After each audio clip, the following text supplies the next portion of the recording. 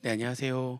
네, 우리 국진법 특강할 때 아직 그 법 시행령이 통과가 안 된 상태였잖아요. 시행령 안만 가지고 했던 건데 시행령이 이제 확정이 됐어요. 엊그제 그저께 확정이 돼서 27일 날. 그랬는데 이제 확정되면서 살짝 문구가 살짝 바뀌거나 뭐 내용의 큰 의미의 변화가 없는 것들 그 대부분인데 내용이 바뀐 게 하나 있어가지고 지금 페이지 나눠드린 거 있잖아요. 그 우리 교재의 국세징수법 1-7페이지에 있는 그 고액 상습자료자 명단 공개하는 거 있죠. 그거 산식이 살짝 바뀐 거예요. 예를 한번 잠깐 들어볼게요. 그러니까 지금 작년에서 이제 사실 개정안으로 나왔다가 이번에 확정되면서 이제 바뀐 내용이란 말이죠. 보면은 거기 지금 국징법부터 하나 이제 확정되면서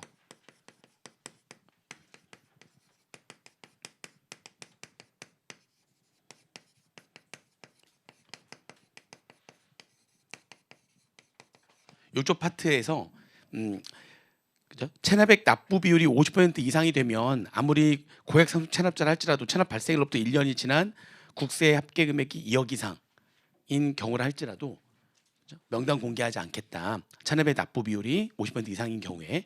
그러니까 그러면서 이제 이게 이제 어떻게 됐었냐면 작년 규정에는 이게 12월 31일이 되고 올해 26년도에 이제 명단을 공개하려 그래요. 이제 명단을 공개하려면 국세정보위원회의 심의를 거쳐야 된다. 그래서 국세정보위원회 이제 개최를 하기 전날까지 26년도에 이날이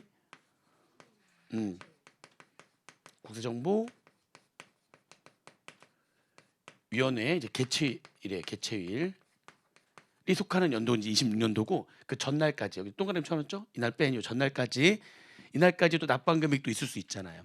근데 이게 작년까지는 그 체납액 납부 비율을 올해 국세정보위원회 개최를 하는 연도에 직전 연도 기준으로 해가지고 2년 동안 이렇게 2년 동안 요날 현재 체납액 예를 들면 이날 현재 체납액이 현재 이제 2억인 거예요. 그렇죠? 고액 상습 체납자가 맞아요. 체납일로부터 1년 이상 지난 그리고 체납액 합계 금액이 2억 이상인 딱 2억인 거죠 지금 현재.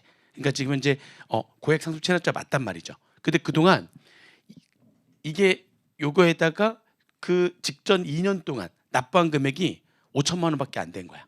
이렇게 요 기간 이날 현재 체납 아직까지 안 낸 금액 2억 있고 요 2년 동안 납부한 금액이 색깔 좀 다르게 할까요? 납부한 금액을 5천만 원이라고 제가 가정을 할게요. 요때 요 기간 동안에 납부한 금액이 체납액 중에서 요 기간 동안에도 체납액이 있었을 거 아니에요. 근데 그 중에서 납부한 금액 이날 현재 체납액은 아닌 거죠. 그러니까 이 2년 동안 직전 2년 동안 체납액 중에서 납부한 금액이 예를 들어 5천만 원이다. 이렇게 그러면은 요 상태라면 작년 기준으로 했을 때는 지금 요 두 개 요걸 합한 금액을 하는 거죠. 2억 5천만 원 중에 작년 기준에는 납부한 금액이 5천만 원. 딱 요걸로만 했단 말이죠. 요 2년 것만 가지고. 이렇게 그러면은 몇 퍼센트가 되는 거예요? 그러니까 20%니까 납부 비율이 50% 이상이 아니잖아요. 납부 비율 50% 이상이 아니니까는 명단 공개했단 말이죠. 얘네들은. 근데 얘가 요 사이에 납부할 수도 있잖아. 그러니까 12월 31일 시점으로는 지금 납부 비율이 20%밖에 안 되지만 요 사이에 지금 납부를 한 거예요. 그래서 지금 개정안으로 왔을 때 우리 교재는 지금 안으로 만들었었잖아요. 개정안으로 해가지고는 어떻게 됐냐면 요 사이에 납부한 금액까지 고려를 해가지고 납부 비율이 50% 이상이면은 아무리 고액 상습 체납자를 할지라도 명단 공개하지 않겠다. 그럼 얼마를 납부하면 되는 거냐? 50% 이상이 되면 되는 거니까. 해서 요때 납부한 금액 있잖아요. 요때 그 납부한 금액을 교재는 지금 아니잖아요. 그 안으로 보게 되면은 그 안은 이날 현재 체납액을 A라고 했고 지금 이게 A죠 A. 이날 현재 체납액 그죠? 그리고 B가 명단 공개를 속하는 연도의 전전년도 초일부터 공개를 속하는 연도의 전전년도 초일부터 국세정보위원회 개최일 전날까지. 그러니까 여기까지 납부한 금액이 아니라 여기까지 납부한 금액을 B로 한 거죠. 그러니까 지금 현재 요게 B가 된 거죠. 요게 B인 거죠 지금. 그쵸? 얘가 뭐고요? 얘가 A고.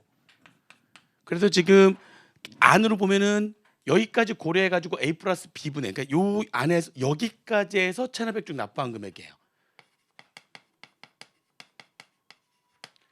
이날 현재 체납액은 얼마 있는데요, 지금? 2억. 있고 2억 있고 요때부터 요때까지 납부한 금액은 5천만 원. 그러니까 5천만 원 사실은 그러니까 이때부터 이때까지 체납액은 굳이 얘기하면 2억 5천이었는데 그중에 이제 5천만 원 납부해 가지고 요날 현재 체납액이 이제 2억이 있는 거죠. 그죠? 근데 요날 현재 체납액은 2억인데 요 사이에 그중에서 또 1억 5천을 납부를 한 거예요. 요 B가 그러니까 얼마를 또 추가로 여기다가 이때 납부한 금액이 1억 5천이 더 있는 거죠. 요때 납부한 금액이 1억 5천 더 있는 거예요. 그럼 요때 납부한 금액이 1억 5천이 더 있다면은 B는 5천만 원에다가 1억 5천 하는 거니까 얘가 얼마 되는 거죠? 2억 되는 거잖아요, 이렇게. 그죠? 요 사이에 납부한 금액이 1억 5천만 원이 또 있는 거예요. 여기 2억 중에서 1억 5천이. 그러면은 지금 그 안에 의하면 이제 어떻게 됐냐면 2억 5천이었는데 A가 거기다가 다 하니까 얼마 되는 거죠? 2억 5천이었으니까 2억 5천 이렇게 얘까지 다 하면 얼마 되는 거예요? 2억을 더하는 건가요? 이렇게. 그리고 납부한 금액이 2억이 되는 그래도 안 되네. 그래도 50%가 안 되는데 50% 되게 하려면 얼마를 납부했어야 되는 거지? 2억 여기 1억 한 8천 할까? 그래도 안 되나요? 1억 8천? 2억을 다 납부해야 되나? 그건 말이 안 되는데. 그러니까 지금 이게 조금 2억 5천이 아니고 잘못했다. A가 얼마고요? 지금 A가 2억. A가 2억. 거기다 B가 지금 1억 5천 5천에서 B가 얼마고요? 2억. 그렇지. 2억 5천이 아니라 A가 지금 2억에 2억. 그리고 납부한 그 B가 차지하면 이게 50% 되는 거죠. 그렇죠. 이렇게 된 거죠. 그러니까 A가 2억에 B가 2억이니까 이렇게. 이게 지금 그러면은 이때 얼마를 내야지 50%가 되는 거예요. 지금 이 상태에서는 20%밖에 안 됐는데 그럼 무조건 명단 공개해야 되는 사람인 거죠. 이 사람은 작년 기준으로 했을 때는.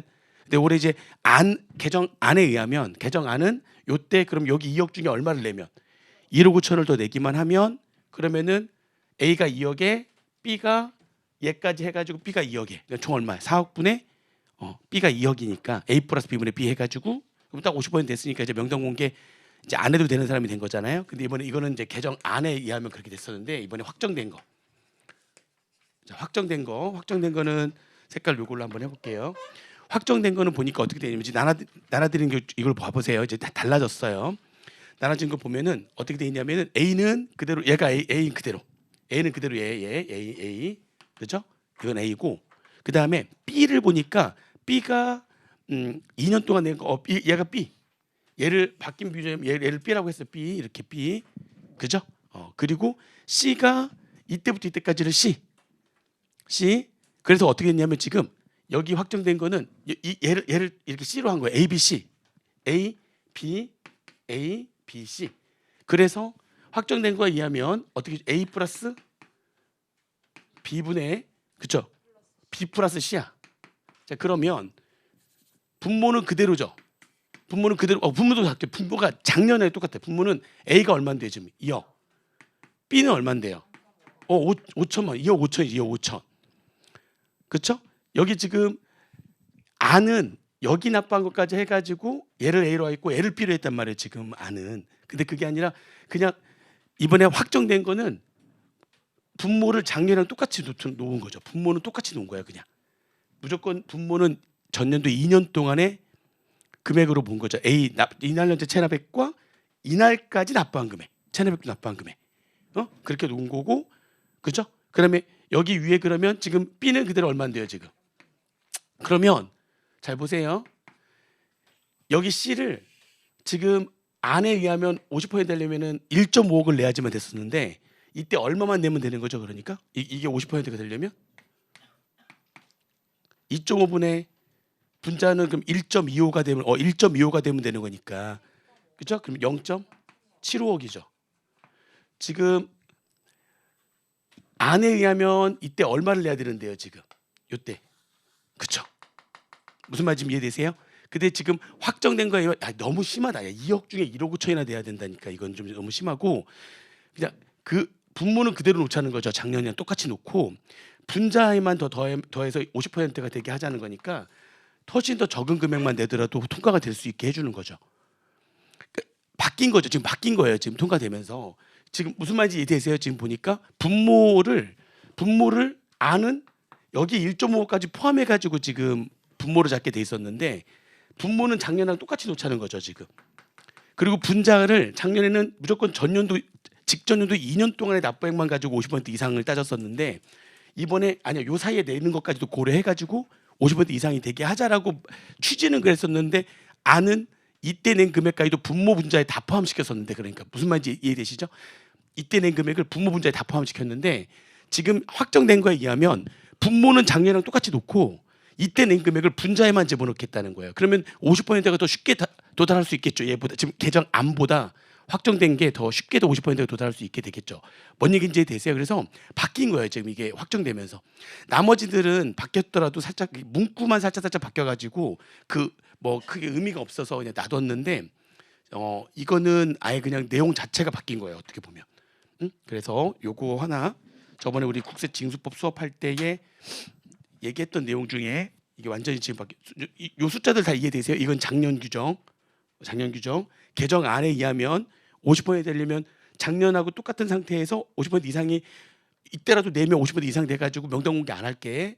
근데 이 안은 그 이때 낸 금액을 분자 분모에 다 포함시켜가지고 50% 이상이 되게 그렇게 하겠다는 게 아니었는데 확정되면서 분모는 작년에 똑같이 놔두고 분자만 이때 낸 금액을 분자에만 플러스 시키겠다 이런 얘기죠.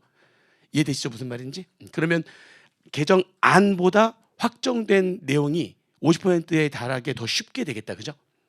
그렇죠? 보니까 1.5가 아니라 얼마만 내면 되니까 지금 여기 사례에서도 0.75억만 내면 되는 거니까 그래도 50%가 되는 거니까 그래서 그게 이번에 이렇게 확정된 거라서 그렇게 좀 보시면 되겠습니다. 국징법에서는 확정되면서 봐야 될 거 이거 하나. 나머지는 그냥 공부한 대로 그냥 하시면 됩니다. 자 그러면 오늘은 국조법이랑 조처법이랑 할 텐데 이제 국조법은 잘 안 볼 거기 때문에 조처를 먼저 할 거예요. 조처를 하고 국조하실 때는 가셔도 뭐라고 안 할게요. 국조 내용도 너무 어렵고 양도 너무 많고 그래가지고 찝어가지고 몇 개만 볼 건데 그러니까요. 찝은 게 그동안 잘 안 나와가지고 한동안은 정말 잘 나왔었는데 몇 년간은 최근 몇 년간에는 안 나오거나 찝은 데서 안 나오거나 나와도 뭐 하나 정도 나오거나 그래가지고 좀 적중률이 좀 떨어지고 있어요. 근데 좀 내용이 좀 많이 어려워져가지고 자 조처법부터 먼저 보겠습니다. 조처법 하고 그다음에 국조법 할 때는 저 혼자 찍어도 뭐 괜찮습니다. 다들 가실 거 같아서 미리 미리 마음의 준비를 하려고요. 자 2-2페이지 보세요. 그 조처법 보겠습니다. 조처법은 우리 그 기타세법 파트의 2장으로 되어 있어요. 먼저 조세범 처벌법에 대한 얘기입니다. 조세범 처벌법과 처벌 절차법도 간단하게 나올 만한 내용이 좀 있어가지고 같이 좀 보려고 해요. 근데 거의 대부분 조세범 처벌법이 있고 조세범 처벌 절차법이 있고 그래요. 근데 조세범 처벌법에서 거의 대부분 출제가 되고요. 예전에는 조세범 처벌 절차법에서도 간혹 한 문제씩이 나온 때도 있어가지고 그 내용도 같이 집어넣은 겁니다. 일단 조세범 처벌법에서 성격을 보니까 세법을 위반한 자에 대한 형벌 등에 관한 사항을 규정해서 세법의 실효성을 높이고 국민의 건전한 납세 의식을 확립하기 위해서 규정한 법률이다. 그래서 이 조세범 처벌법에 별도로 규정한 사항에 대해서는 그 규정이 형법에 우선해서 적용한다. 그렇죠? 이런 것들 말문제로 나와요. 조세범 처벌법 그러니까 조세범 관련해 가지고 어떻게 처벌하겠다라고 만든 이 법은 형법에 우선해서 적용한다. 그러면 여기에 규정이 돼 있지 않은 거는 조세범이긴 해. 조세범을 어떻게 처벌하겠다. 좀 이따 한번 얘기할 건데요. 근데 여기에 조세범 처벌법에 규정이 안 돼 있는 게 있어요. 그럼 걔는 뭐를 적용하는 게 맞아요? 형법을 적용하는 게 맞아요. 근데 이 조세범 처벌법에 별도로 규정한 사항이 있다면 형법이 아니라 요 조세범 처벌법을 우선해서 적용한다는 거고요. 조세범 처벌법에서 말하는 조세는 관세를 제외한 국세를 말하는 겁니다. 관세를 제외한 국세를 말한다. 네. 보시면 되고, 그 다음에 이제 조세 포탈범이라고 해가지고 조세 포탈범이 시험 문제 굉장히 많이 나옵니다. 조세범 중에서도 가장 악질인 범을 조세 포탈범이라고 해요.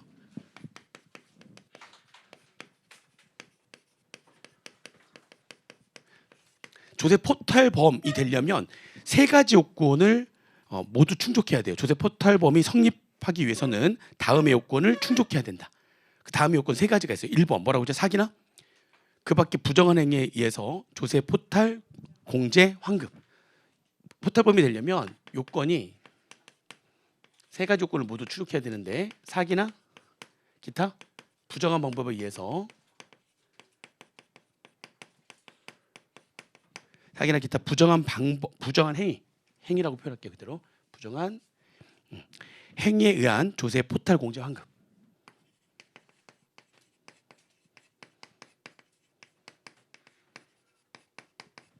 조세 포탈, 공제, 환급.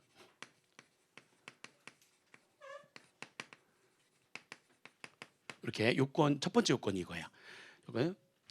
그리고 두 번째가 조세 수입의 감소.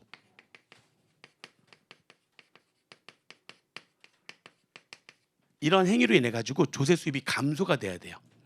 그러니까 이런 행위를 했다고 해서 무조건 조세 수입, 사기를 쳤다고 해가지고 무조건 조세 수입이 감소되지는 않을 수도 있죠.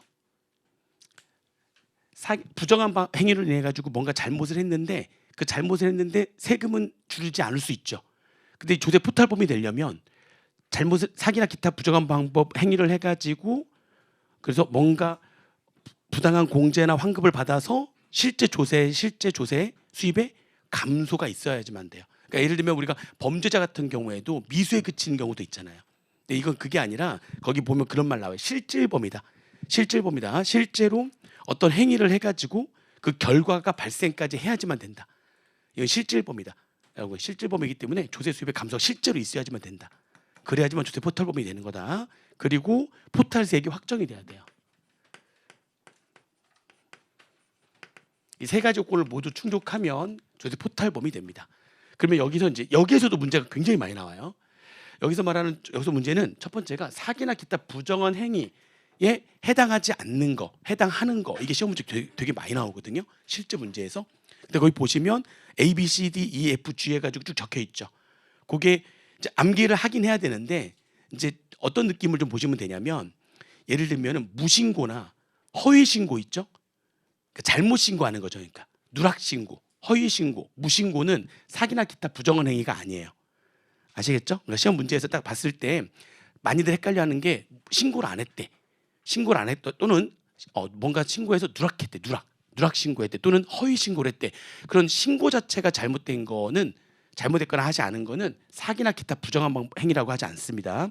사기나 기타 부정한 행위는 보니까 예중장부 작성을 한다든지 거짓 증빙 자체, 그러니까 신고가 누락된 게 아니라, 또는 허위 신고나 누락 신고가 아니라 증빙 자체가 거짓 증빙인 거예요. 또는 거짓 문서의 작성, 장부와 기록의 파기, 장부 파기, 재산의 은닉, 소득 수익 행위 거래 조작, 은폐, 그죠? 그다음에 2분도 고의로 쭉 나오는데 마지막 뭐죠? 고의로 장부를 작성하지 않거나 쭉 나오면서 뭐뭐뭐의 조작. F도 전사적 기업 자원 관리 설비의 조작, 전자생계한소의 조작, 그죠? 그밖에 위계라고 하는 게 이제 거짓으로 계책 꾸민다 뭐 이런 뜻이거든요. 거짓으로 계책을 꾸미는 것을 위계라 그래요. 그러니까 신고 자체를 누락했거나 신고 자체가 허위 신고된 건 중요한 게 아니라 증빙 자체가 거짓이거나, 그죠? 또는 장부를 이중 장부를 작성했거나 거짓 문서를 작성했거나 장부를 파기했거나 재산을 은닉했거나 조작했거나 은폐했거나, 이런 것들이 사기나 기타 부정한 행위인 거예요. 아시겠죠? 그래서 이제 문제에서 다음 중 사기나 기타 부정한 행위에 해당하지 않는 거 해가지고 쭉 나왔을 때 무신고나 또는 누락신고나 허위신고, 걔네들은 여기에 해당되는 게 아니다. 아시겠죠? 많이 나옵니다. 그렇게 좀 보시면 되고요. 그래서 사기나 그 밖에 부정한 행위란 다음 중 어느 하나에 해당하는 행위로서 조세 부과와 징수를 불가능하게 하거나 현저히 곤란하게 하는 적극적 행위를 말한다. 아무튼 요거에 대한 내용 암기를 하면서 그런 무신고나 허위신고나 누락신고는 여기에 해당되는 게 아니다. 자, 그 다음에 조세 포탈 보면 아까도 얘기했지만 이게 아무튼 범죄자잖아요. 뭔가 범죄자인데 어떤 잘못을 지금 저질렀는데 그럼 우리가 어떤 범죄가 크게 둘로 나눠지는 거예요. 실질범과 형식범으로 나눠집니다. 그러니까 실질범이라고 하는 건 어떤 행위를 했고 그리고 그 일정한 결과가 발생까지 한 거예요. 그랬을 때 그거를 죄를 묻겠다는 거는 실질범이라고 하는 겁니다. 그런 범죄자를 실질범이라고 하는 거예요. 그러니까 살인죄, 실제로 살인을 했죠. 상해죄, 누구를 다치게 했죠. 그거는 실질범이 되는 거고요. 조세 포탈법은 실질범이기 때문에 실제로 이런 행위에 의해서 실제로 조세 수입의 감소가 있어야지만 돼요. 이런 행위를 했는데도 불구하고 조세 수입의 감소가 있지 않을 수도 있죠. 그러면 조세 포탈범이라고 하지 않아요. 아시겠죠? 조세 포탈범은 무슨 범이기 때문에 실질범이기 때문에 이런 행위로 인해서 실제 조세 수입의 감소가 있어야지만 됩니다. 아시겠죠? 그래야지만 된다. 그리고 실질범하고 상대적인 거를 우리가 형식범이라고 합니다. 형식범. 근데 얘는 실질범이다. 형식범은 그러니까 좀 예를 들면 어떤 행위를 했어. 잘못을 하긴 했는데 그게 어떤 결과가 발생하지 않는 것들이죠. 잘못을 했는데 그렇죠? 근데 뭔가 결과의 발생이 필요하지 않고 그 잘못한 것만으로도 그죠? 성립하는 범죄를 우리가 형식범이라고 한다. 그러니까 예를 들면은 주거 침입죄 뭐 이런 것들 있잖아요. 주거 침입죄, 주거에 침입했는데 실제로 해가지고 뭔가를 했냐 안 했냐 이게 뭔가 결과의 발생이 있는지 없는지 뭘 훔쳤는지 안 훔쳤는지 이걸 따지지 않고 주거 침입한 행위 자체만으로 너는 범죄야라고 하는 건 이제 형식범이라고 하는 거죠. 형식범이다. 근데 얘는 뭐다? 조세 포탈범 무슨 범이다? 실질범이기 때문에 실제 조세 수입에 감소가 있어야 된다. 그러면 여기서 또 나오는 문제는 뭐냐면은요. 그러면 이제 기수식이에요. 기수식이라고 하는 게 그러면 이 조세 수입의 감소가 언제 일어난 거냐? 언제 그러면은 범죄가 성립하는 거. 조세 수입의 감소가 있어야지만 범죄가 성립하는 거잖아요. 조세 포탈범은 실질범이기 때문에 실제 조세 수입의 감소가 있어야지만 범죄가 성립을 한단 말이에요. 조세 포탈범이라고 하는 범죄가 성립이 되는데 그 성립이 되는 그 시기를 뭐라고 한다고요? 그걸 기수식이라고 하는 거예요. 그래서 여기에서 연결돼서 나오는 거는 기수식입니다. 언제 그러면 조세 수입의 감소가 생긴 거냐? 언제 범죄가 성립하는 거냐? 기수식이가 이제 둘로 이렇게 나눠져가지고 기수식이 첫 번째가 뭐냐면 세금을 둘로 나눕니다. 납세 의무자의 신고에 의하여 부가 징수하는 조세. 그러니까 신고에 의해 가지고 확정되는 게 아니라 납세 의무자가 신고하면 그 자료를 가지고 과세관청에서 부과하는 세금. 그게 뭐죠? 상속세, 증여세, 종부세. 그 세 개는 그러니까 종부세 같은 경우에도 정부 부과제도인데 선택에 의해 가지고 뭐 할 수 있는 거죠? 신고를 할 수가 있는 거잖아요. 상속세, 증여세도 정부 부과제도인데 걔네들은 상속 증여도 일단 협력 의무에 의해서 뭐 하라고 했죠? 신고를 먼저 하라고 했잖아요. 그래서 신고에 의해서 부가 징수하는 조세, 부가 징수하는 조세 세 가지를 말하는 겁니다. 상속세, 증여세, 종부세. 신고에 의해서 부가 징수하는 조세. 그럼 이 신고에서 부가 징수하는 이 조세 이 세 가지에 대해서 그것도 둘러 나눠서 원칙 해당 세목의 과세 표준에 대한 정부의 결정 또는 조사 결정을 한 후에 그 납부 기한이 지난 때 이게 원칙이고 예외가 납세 의무자가 조세를 포탈할 목적으로 법에 의한 과세 표준을 신고하지 않음으로써 해당 세목의 과세 표준을 정부가 조사 결정할 수 없는 경우에는 이렇게 나오잖아요. 이게 좀 나눠진다면 뭐냐면은 예를 들면 종부세 같은 경우에는 원칙이 뭐죠? 그냥 정부가 부과하는 게 원칙이잖아요. 그러니까 종부세는 그냥 예를 적용하는 거예요. 종부세는 예를 적용하는 거고요. 상증세 같은 경우에도 얘는 종부세는 그냥 원칙을 적용합니다. 종부세는 그냥 원칙을 적용하는 거고 이렇게. 그래서 언제 그러면은 조세 수입의 감소가 생기는 거냐 해가지고 원칙은 어떻게 되는? 원칙은 정부가 결정해가지고 고지서를 보낼 거 아니에요. 그렇죠? 그 고지서. 그래서 뭐로 돼 있죠? 그 정부가 조사 결정한 후에 그 고지서를 보냈을 거니까 그렇죠? 결정한 후에 결정으로 납부 고지서를 보낼 거란 말이죠. 그 납부 고지서의 납부 기한이 지났을 때. 납부기한이 지난 때 이때까지 내지 않으면 조세 감소가 생기는 거죠. 그러니까 이때 범죄가 성립하는 거예요. 규칙계가 일반적인 이때까지 이제 지금 계속 조세 포탈벌 세금을 냈어요, 안 냈어요? 안 냈는데 그럼 언제 그러면 조세 수입의 감소가 언제 있는 걸로 볼 거냐? 언제부터 범죄로 볼 거, 언제 범죄가 성립한 걸로 볼 거냐? 이때부터 범죄가 성립하는 걸로 본다 이런 얘기입니다. 그러면 이제 예외가 뭐냐면 그 예외는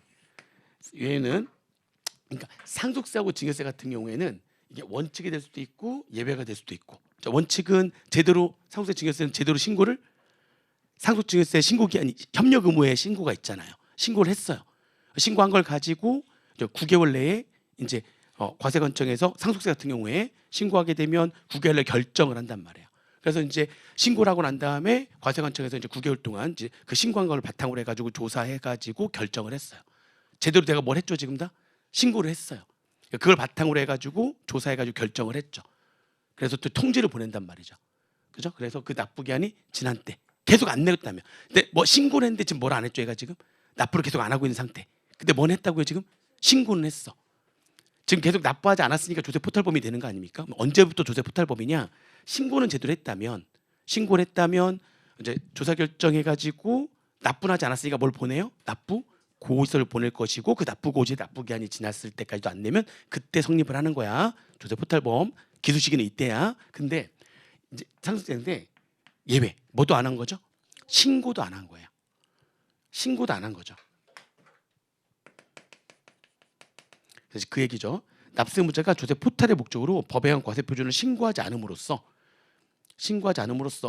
정부가 조사 결정하는 게 쉽지 않죠. 이렇게 되면 이제 나중에 이제 알게 된 거죠. 신고 안 해가지고 아버지가 사망했는데도 불구하고 신고를 안 하면 한참 지난 다음에 알 수가 있겠죠. 그렇게 돼가지고 한참 지난 다음에 이제 알게 된 거예요. 정부가 신고를 안 한 거죠. 무슨 목적으로 그런 거죠? 지금 세금 안 내려고 지금 포탈의 목적으로 신고를 안 했대요. 무슨 말인지 되시죠? 그럼 언제 조세 수입의 감소는 언제 있는 거 볼 거냐? 그러면 그 다음에 결정해서 고지서 언젠가는 보낼 거 아닙니까? 그때가 아니라 넌 범죄 기수 시기를 확 당기는 거죠. 네가 지금 신고를 안 했어? 원래 네가 제대로 신고했다면 신고 기한은 이제 언제 상속세 같은 경우에 언제 신고하는 거예요? 상속 개시록한 말일로부터 6개월 이내에 신고하는 거고요. 그리고 9개월 내에 결정하거든요. 그리고 고지서를 보내니까 결정 후에 9개월 신고 기한 지나고 그다음 9개월 결정하고 그다음에 납부고지서 보냈을 때에 납부 기한 지났을 때 그때가 지금 성립이 되는 건데 기수 시기가 그때인데 너 지금 신고 안 했어? 그러면 쫙 당겨서 그냥 언제로 하겠다고요? 신고 기한 지났을 때. 그때 범죄가 성립하는 걸 볼 거야. 신고 기한에서 과세 표준의 신고 기한. 이거 여기서 말하는 신고 기한은 이제 과세 표준의 신고 기한이니까 과표의 신고 기한이 지난 때. 범죄 성립 시기가 어떻게 되는 거죠? 시기가 쫙 당겨지는 거죠. 그러니까 오히려 당겨지는 거다 이렇게 보시면 되겠습니다. 이해되시죠?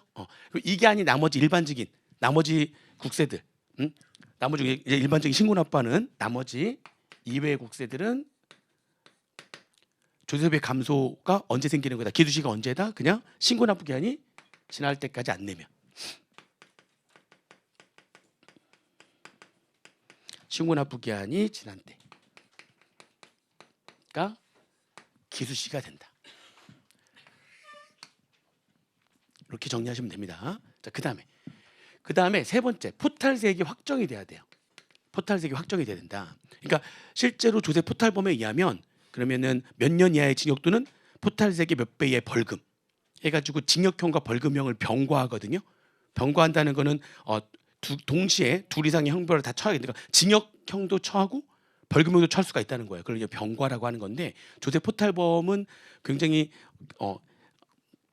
심한 범죄자이기 때문에 얘네들은 병과를 한단 말이에요. 징역형과 벌금형을. 근데 포탈세액이 얼마인지 확정이 돼요? 포탈세액이 몇 배까지 벌금을 내게 하는 거니까 벌금을 내야 되는 그 어떤 기준이 되는 거잖아요.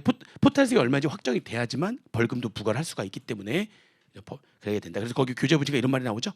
포탈세액은 구체적으로 확정이 돼야 된다. 왜냐하면 포탈세액을 추정해서 형사처벌하는 것은 증거재판주의에 어긋나는 거고 포탈세액이 확정이 돼야지만 벌금형을 정하는 기준이 되기 때문이다. 그래서 포탈세액이 확정이 돼야지만 된다. 그래야지만 조세 포탈범이 된다. 또 여기서 이제 뭐가 나오냐면 그러면 이제 실제로 그럼 조세 포탈범에 대한 처벌은 어떻게 할 거냐? 처벌은 포탈세액이 확정이 되면 처벌하는 거죠. 이제 처벌하는데 조세 포탈범에 대한 처벌은 기본 형량이 있고 가중 형량이 있어요. 기본 형량이 있고 가중 형량이 있습니다. 자, 기본 형량은 2년 이하의 징역 또는 포탈세액의 2배 이하의 벌금이에요.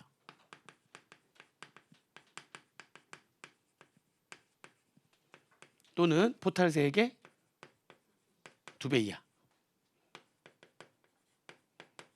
이하의 벌금. 그리고 이 다 뭐가 된다고요? 병과예요. 병과될 수가 있어요. 얘와 이거 동시에 지금 형벌에 처할 수가 있다. 그리고 가중형량이 되는 거는 가중형량은 둘 중에 하나에 해당되면 가중형량으로 해요. 더 세게 처벌한다는 거죠. 그래서 그 밑에 보니까 다음에 어느 하나에 해당하는 경우는 가중형량을 적용한다. 그래서 그 표 바로 밑에 있죠. 조그만 글씨로 1번 포탈세액이 얼마 이상이고 3억 이상이고 엔드 포탈세액 등이 원래 신고납부세액의 몇 % 이상인 경우에 그렇죠. 두 가지가 동시에 충족되면 포탈세액이 3억 이상이고 포탈세액 자체가 원래 신고납부해야 될 세액의 30% 이상이면 가중형량이 적용되고요. 아니면 포탈세액 자체가 얼마 이상이면 5억 이상이기만 하면 퍼센테이지 안 따지고 포탈세액 자체가 5억 이상이야. 그럼 가중형량을 로 처벌할 거야. 걔는 몇 년 이하에 3년 이하의 징역 또는 포탈세액의 3배 이하의 벌금. 이렇게 된다. 그래서 언제 가중형량으로 처벌하느냐 해가지고 둘 중에 하나가 되면 가중형량으로 처벌한다. 그래서 실제 포탈세액이 확정됐을 때 어떻게 처벌하느냐 처벌 내용도 시험 문제에 좀 나옵니다. 그러면서 이렇게 나오죠. 이러한 조세 포탈범은 정상에 따라, 그러니까 정상이라고 하는 게 사정과 상황에 따라 줄여가지고 정상이라고 하는 거예요. 많이들 하는 거죠.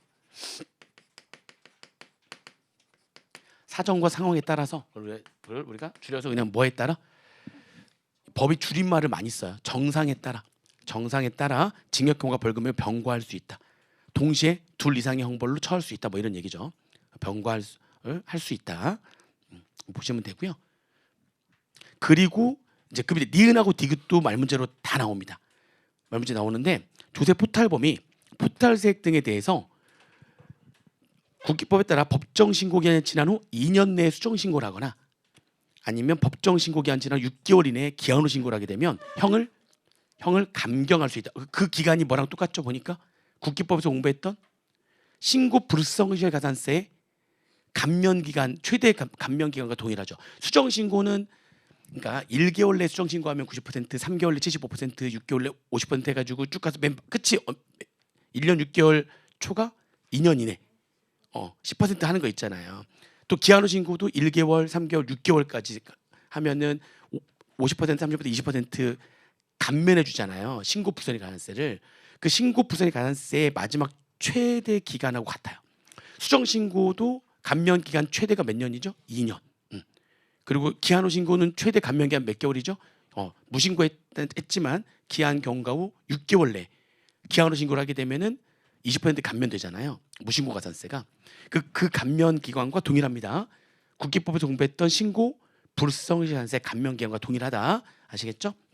포탈범인데 이 요건을 모두 충분한 포탈범이긴 해요. 포탈범이야. 그런데 그 포탈세액을 신고를 하긴 했다는 거죠. 신고를 하긴 했는데 이제 잘못 신고했을 때는 수정신고 들어가는 거잖아요. 수정신고 몇 년 내? 2년 내 수정신고 하거나 또는 아예 신고를 안 했어요. 그럼 몇 개월 내? 6개월 내에 기한 후 신고하게 되면 처벌하긴 하지만 어떻게 한다고요? 형을 감경할 수 있다. 그건 또 상황에 따라 가지고 이제 감경을 하겠죠. 감경할 수 있다. 그리고 상습범은 형의 2분의 1을 가중한다. 여기에다가 2분의 1을 가중하는 거니까 이거에 50%를 더 얹은 거죠. 그러면 3년이 아니라 예를 들면은 최대는 몇 년까지 될 수 있는 거예요. 그렇죠. 그렇게 될 수가 있는 거죠. 2분의 1을 어떻게 하는 거냐? 2분의 1을 가중하는 거니까. 그죠? 이것도 3배가 아니라 2분의 1을 가중하는 거면 4.5배까지 가는 거죠. 그렇게 보시면 되겠습니다. 그렇게 보시면 되고요. 그다음에 그 조세범의 유형과 처벌이 나오는데 그래서 3조부터 해가지고 16조까지 쫙 나와요. 3조부터 16조까지 쫙 내용이 지금 나와 있는데 그게 좀 표로 지금 이렇게 만들어 놓은 거고 보시면 2-5페이지에서 2-8페이지까지 실제 조문을 다 집어넣어 놨어요. 실제 조문을 다 집어넣어 놨기 때문에 뭐 빼고 집어넣었냐면 3조가 조세 포탈범이거든요. 조세 포탈범은 지금 이게 좀 자세하게 지금 얘기를 하고 있기 때문에 조세 포탈범을 빼고 4조부터 해가지고는 2-5페이지에서 2-8페이지에 거쳐가지고 조문을 적어 놓은 거고요. 그리고 2-3페이지에서 2-4페이지는 조세 포탈본까지 포함해가지고 약식표로 만들어 놓은 거죠. 그러니까 표는 왔다 갔다 하면서 쭉 보시고, 그렇죠? 그리고 이제 어디 앉아가지고 볼 때는 그 조문 쫙 보시고. 그래서 요 몇 페이지, 요 페이지만 딱 외우시면 무조건 두 문제 맞는 거예요. 물론 이제 지금 여기 기본적인 설명 같은 데서도 문제가 좀 나올 수가 있기 때문에 설명을 좀 드리는 거고요. 그래서 그거는 표를 좀 여러분들이 좀 보면 좋겠다. 거기에 또 뭐도 나오냐면 그 표를 보시면 거기 징역과 벌금을 병과할 수 있는 게 4가지예요. 그 4가지 그것도 암기하셔야 됩니다. 그렇죠? 정상에 따라 징역과 벌금을 병과할 수 있는 그런 범죄가 4가지다. 조세, 포탈범. 그다음에 넘겨보니까 또 뭐가 있죠? 10조에 세금계산서 발급 의무의 위반 중에서도 두 번째 거. 그 두 번째 거는 그게 거의 10조를 봐보시면은 10조가 지금 둘로 나눠져 있잖아요. 보니까 10조가 둘로 나눠져 있는데, 그죠? 그냥 그 위에 거는 쉽게 얘기하면 세금계산서를 또는 계산서를 발급을 안 했어. 또는 잘못 발급해, 거짓 발급했어. 합계표를 거짓으로 제출했어. 요거는 위에 거고 밑에 있는 거 더 잘못한 거예요. 밑에 있는 거 뭐 없이죠? 실제 거래가 없이. 실제 거래가 없이 세금계산서를 발급했어. 이건 가공의 세금계산서니까 더 잘못한 거죠. 근데 그 진짜 잘못한 밑에 거만 정상에 따라 징역형과 벌금형의 병과가 가능하다라고 하는 겁니다. 10조의 두 번째 것만 돼요. 그 다음에 15조와 16조. 15조, 16조는 전부 다 뭐와 관련된 거죠? 해외 금융 계좌와 관련된 겁니다. 해외 금융 계좌의 정부의 비밀 유지 의무를 위반했거나 또는 해외 금융 계좌 신고 의무를 불이행했을 때 그때도 정상에 따라 징역형과 벌금형 병과할 수 있다. 해가지고 징역형과 벌금형 정상에 따라서 이렇게 병과할 수 있는 범죄가 4개. 딱 오지선다니까 이것도 나오기 딱 좋겠다. 그 4개와 나머지 하나 딱 해가지고 틀린 문구로. 그 틀린 문구는 뭐를 틀린 문구로 할 확률이 되게 높아요. 보니까 느낌이 딱 오는. 그렇지, 그렇죠. 10조에 두 가지 중에서 위에 거가 병과할 수 있는 걸로 나오면은 또 이게 놓칠 수 있겠다, 그죠? 10조는 두 가지로 나눠져서 밑에 있는 거 실제 거래 없이 세금계산서 발급하는 가공의 세금계산서의 경우에만 병과가 가능한 거다. 아시겠죠? 그래서 4가지 정확하게 정리하시면 좋겠다. 병과 가능한 거. 자, 그 다음에 이제 그 다음에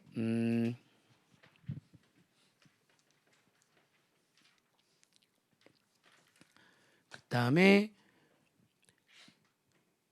2-5페이지 보시면 양벌 규정이라든지 형법 적용의 일부 배제라든지 고발, 공소시효 이런 거에 대한 얘기도 좀 정리를 한번 좀 해드릴게요. 이것도 조금 어렵게 나올 수가 있기 때문에 추가로 약간 거기도 지금 뭐 하나 빠진 게 있어가지고 여기까지도 얘기를 좀 해드릴 건데 먼저 양벌 규정입니다. 양벌 규정도 시험 문제 은근히 많이 나와요. 이게 뭐냐면 법인 그 법인은 뭘 포함한다? 국기법에 따른 법인으로 보는 단체, 그러니까 법인 또는 법인 단체 포함 그 법인의 대표자 또는 법인 또는 개인의 대리인. 여기서 말하는 개인은 개인 사업자를 말하는 거예요. 개인 사업, 법인 또는 개인의 대리인, 사용인, 급하게 종업원이 그 법인 또는 개인의 업무에 관하여 이 법에서 정하는 범칙행위 가로 쭉 넘어 이 범칙행위를 하면 그 범칙행위는 지금 해외 금융계좌 비밀 유지 규정 빼고 그 걔는 빼는 거예요. 지금 몇 조는 빼는 거죠. 그게 몇 조죠? 지금 그게 그 잘못이 15조. 15조 잘못은 빼고. 그러니까 지금 어떤 얘기냐면 이런 거예요. 지금 여기 법인이거나 또 이제 개인 사업자예요. 어떤 사업을 하고 있는 거죠. 법인 사업자나 개인 사업자. 그 개인 사업자의 종업원들이 지금 잘못을 한 거죠. 지금 범죄는 실제로는 이 법인의 얘네들이 범죄를 저지르는 거죠. 그러면 사실 얘네들이 범죄를 저질렀을 때 이 법인이나 개인 사업자들은 이런 범죄를 저지르지 못하게 주의 의무를 했어요. 그런 말이 거기 나와요. 거기 무슨 말이 나오냐면은 상당한 주의와 감독을 게을리하지 아니한 경우에는 그렇지 않다. 그러니까 상당한 주의와 감독을 게을리하지 않았다면, 상당한 주의와 감독을 게을리하지 않았다면, 그러니까 상당한 주의와 감독을 게을리하지 않아야 된다는 거죠. 근데 지금 왜냐면 어차피 우리 직원들 교육을 시켜야 된다는 거예요. 그러니까 제대로 교육을 시켜야 되는데 얘가 잘못한 건 네가 교육을 안 시킨 거야. 그럼 잘못은 얘가 했으니까 얘 처벌할 거거든. 얘 처벌할 거야. 처벌하는데 누구도 처벌할 거야? 너도 처벌할 거야. 이렇게 된 거죠. 법인 개인사업도 너도 처벌. 이게 양벌 규정이에요. 당연히 누가 그 행위를 했는데요. 지금 얘네들이 행위를 했으니까 얘네들은 당연히 처벌 받아야 되는 거예요. 지금 얘네들은 당연히 처벌을 받아야 되는 거예요. 거래도 하지 않고 세무서 발급을 한 거예요. 얘가 종업원이 거래도 안 하고 거래도 없이 세무서 발급을 한 거예요. 그럼 당연히 잘못했으니까 A는 지금 처벌 받아야 되는 게 맞단 말이죠. 근데 누구도 당연히 처벌한다는 거예요. 그죠? 그 법인과 그 개인 사업자도 처벌하겠다는 겁니다. 종업원이 잘못했지만 너네들도 처벌할 거야. 그걸 우리가 무슨 규정이라고 한다고요? 그걸 양벌 규정이라고 하는 거예요. 아시겠죠? 근데 그 법인은 누구를 포함한다고요? 국기법에 따른 법인으로 보는 단체를 포함하는 거고요. 그죠? 이렇게 본다는 겁니다. 그러니까 정확히 표현하면은 그 법인이 아니라 그 법인의 개인 사업자와 법인의 누구죠? 대표자죠. 이렇게.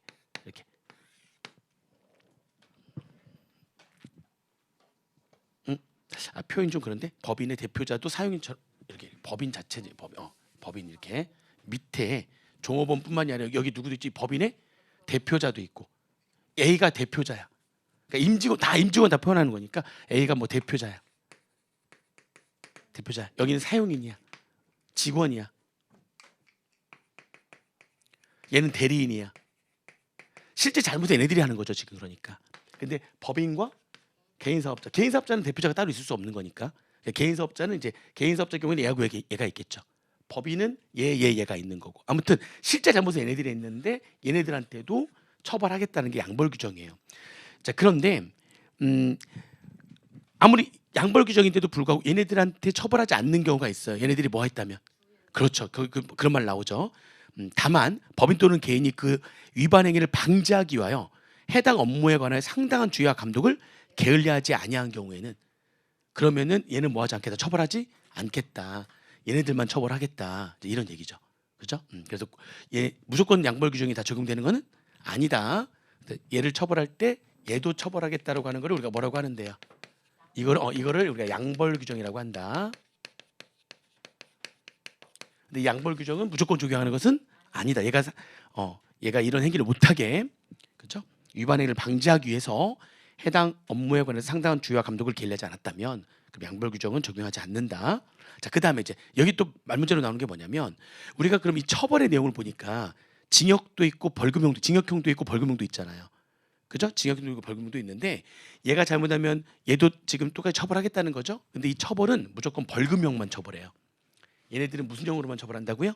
벌금형으로. 양벌 규정이 적용될 때 얘네들이 잘못하면 얘가 상당한 주의 감독을 게을리하지 않았 게을리했어. 그러니까 그렇게 상당한 주의를 하지 않은 거죠. 그럼 얘도 지금 처벌을 하는데 그때 처벌할 때는 무슨 형으로만 처벌한다고요? 벌금형으로만. 이런 것도 시험 문제 나옵니다. 벌금형만 적용해요. 양벌 규정 적용할 때는 얘네들은 뭐만 적용한다? 벌금형만 적용한다. 얘네들은 거기 내용에 따라서 징역형도 되고 벌금형도 되고 둘 다 될 수도 있고. 근데 얘는 뭐만 된다? 벌금형만 된다. 아시겠죠? 그렇게 그래서 이런 거 양벌 규정이라고 하고 무조건 되는 건 아니다. 그죠? 상당한 주의, 감독을 했다면 그걸 게을리하지 않았다면 그러면 처벌되지 않는다. 처벌된다 할지라도 무슨 형만으로 처벌한다? 벌금형만으로만 처벌한다. 뭐 이런 것들이 말문제로 나온다는 거예요. 아시겠죠? 그래 보시면 되고요. 그걸 우리가 양벌 규정이라고 하는데 저 양벌 규정 얘기했으니까 공소시효까지 같이 한번 가볼게요. 공소시효. 거기 보면 자 지금 3조부터 해가지고 몇 조까지 지금 범죄 행위들이 딱 나와 있죠? 16조까지 나와 있는데 공소시효 기간이 3조부터 몇 조까지 14조까지 규정된 범칙행위의 공소시효는 몇 년이 지나면 완성된다고요? 7년. 그러니까 공소시효가 지날 때까지 사건이 그게 종료가 되지 않으면 사건에 대한 판단 없이 그냥 사건을 종결시켜버리는 걸 공소시효라고 하는 거잖아요. 근데 그 공소시효가 몇 년이라고요? 7년이에요. 7년. 7년. 근데 몇 조 몇 조는 지금 안 나와 있지? 15억 16조는 안 나와 있죠. 그럼 아까 제가 잠깐 얘기했는데 이게 안 나와 있으면 얘네들 공소시효가 없다는 거예요? 그런 게 어디 있어? 공소시효가 없는 게 어디 있어? 공소시효는 무조건 있는데 근데 그게 어디에 지금 규정이 안 돼 있는 거죠? 조세범 처벌법에 규정이 안 돼 있는데 그럼 아까 제가 뭐라고 했어요? 이런 조세 처벌법에 규정이 안 돼 있으면은 그럼 뭐를 따르는 게 맞죠? 그렇죠. 형법을 보게 되면은 형법에서도 지금 이런 잘못들에 대한 내용들이 나와요. 형법에서도 얘네들에 대해서 어떻게 하겠다는 내용들이 형법도 있는데 근데 형법도 있고 여기도 있으면 뭘 따른다고요? 조세범 처벌법을 따른단 말이죠. 근데 지금 15조 16조에 대한 공소시효는 무슨 법에 지금 언급을 하고 있지 않아요? 조세범 조처법에서는 언급을 하고 있지 않아요. 그럼 걔는 뭘 따르는 게 맞죠? 형법을 따르는 게 맞고요. 형법에 따르면은 얘네들에 대한 공소시효는 5년이에요. 근데 이제 이게 시험 문제 나오진 않죠. 왜냐하면 시험 문제는 조처법이 나오니까. 근데 우리가 알긴 해야 되는 거예요. 여기에 규정이 안 돼 있다면 공소시효가 없는 게 아니라 있는데 뭐를 따르는 거 여기 없으니까 뭘 따라야 되는 거죠? 형법을 따라야 되는 거고요. 형법에 따르면은 해외 금융계좌에 대한 잘못을 했을 때 둘 다 해외 금융계좌 관련된 잘못이잖아요. 그죠? 그에 대해서 신고 의무를 불이행했거나 아니면 해외 금융계좌 정보의 비밀 유지 의무를 위반했거나 그죠? 얘네들에 대한 공소시효는 형법을 따르면 몇 년이 된다? 5년이 된다. 그렇게 알고 계시면 되고요. 그 조세범 처벌법에 그 둘을 뺀 나머지는 공소시효가 몇 년이라고요? 7년. 공소시효 7년이에요. 7년인데 다만 양벌 규정에 따른 행위자가 7년인데 양벌 규정에 따른 행위자. 자, 양벌 규정에 따른 행위자니까 얘가 행위자고 그죠? 얘로 인해 가지고 얘까지도 지금 처벌을 받는 거죠. 그 양벌 규정이잖아요. 얘네들이 행위자죠. 양벌 규정에 의한 그 행위자가 자 원래는 이 처벌이 원래는 지금 몇 년인데 공소시효가 7년. 근데 그 양벌 규정에 따른 행위자가 뭐라고 돼 있냐면 행위자가 특정 범죄 가중처벌 등에 관한 법률인데 거기 조항을 뺐는데 그 8조예요. 8조. 그 조항에 8조에 적용을 받는 경우에는 그 8조가 뭐냐면 그게 지금 특정 범죄 가중처벌 등에 관한 법률 8조가 조세 포탈의 가중처벌이라는 규정이에요. 거기다 8조라고 적어놓으시고요. 특정 범죄 가중처벌 등에 관한 법률 8조 그게 뭐라고? 조세 포탈의 가중처벌. 그러니까 얘네들이 그 특정 범죄 가중처벌 등에 관한 법률 8조에 적용을 받는데요. 그 8조에 적용을 받는 거는 어떤 경우냐면 조세 포탈의 가중처벌이라고 해가지고 그 포탈세액 자체가 너무 큰 거야. 포탈세액이 아까 우리 여기서 말하는 가중처벌할 때의 그 세액이 있었죠. 아까 얼마였었죠? 포탈세액 둘 중에 하나가 되면 되는 거였잖아요. 그렇죠. 아까 포탈세액 자체가 3억 이상이면서 원래 내가 신고했었어야 되는 금액보다 포탈세액이 30% 이상이 되는 경우 아니면 포탈세액 자체가 5억 이상인 거 이랬었잖아요. 그죠? 근데 여기 그 특정 범죄 가중처벌 등에 관한 법률 8조에서는 포탈세액이 연간 10억 이상이냐 아니면 연간 5억 이상 또는 10억 미만이냐 뭐 이런 식으로 이렇게 나눠져 있어요.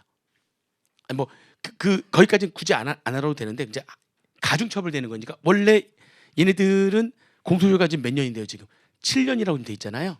7년이라고 돼 있죠. 공소시효가 7년인데 그 가중처벌의 그 규정을 적용받으면은 얘가 뭔가 포탈세액이 너무 큰 거지. 5억에서 10억 사이냐? 아니면 10억 넘어갔느냐? 이렇게 10억 이상이냐? 5억 이상 10억 미만이냐? 아니면 10억 이상이냐?